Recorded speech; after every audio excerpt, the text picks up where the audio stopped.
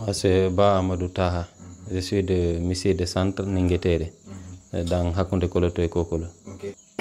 Effectivement, nous sommes dans le centre de santé de Ninguetere. Et presque dans tout Ninguetere, c'est le seul poste de santé. Et Ninguetere est composé de plusieurs villages. Il y a une distance énorme, parfois des gens parcourent des distances énormes pour venir ici, pour s'acquérir leur santé. Donc, ce que nous avons à dire, nous avons besoin des assistances au niveau des autorités pour avoir non seulement des équipements, médicaux, mais aussi équiper beaucoup l'hôpital. Parce que l'hôpital actuellement en question est en manque de latrines.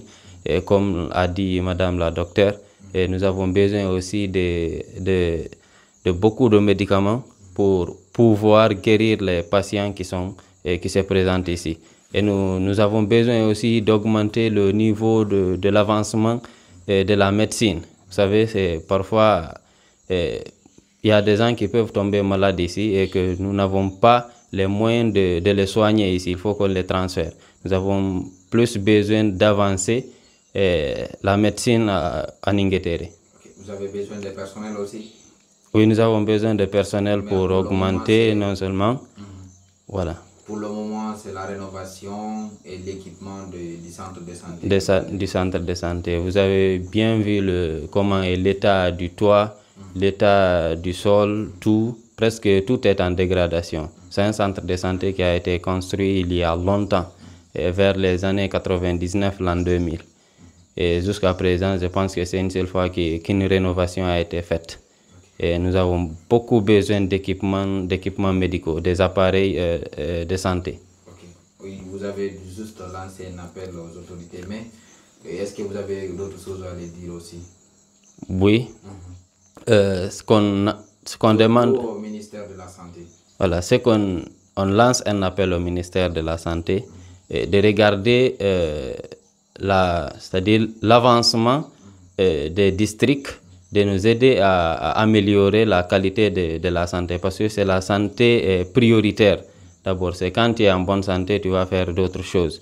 Donc, on les interpelle à nous aider, surtout à équiper l'hôpital pour renforcer le système de santé. Que nous disons aussi aux autorités au niveau de l'éducation, au ministre de l'éducation, et que notre école actuellement est en charge entièrement des ressortissants. C'est une école publique, mais ça fait de cela 6 à 7 ans. Nous payons chaque année environ 15 400 000, nous les ressortissants. Et les résidents aussi payent. C'est-à-dire c'est des enseignants contractuels qui sont là. L'autre est payé par les ressortissants à 15 400 000 par an. Et l'autre est payé par les résidents, les enfants.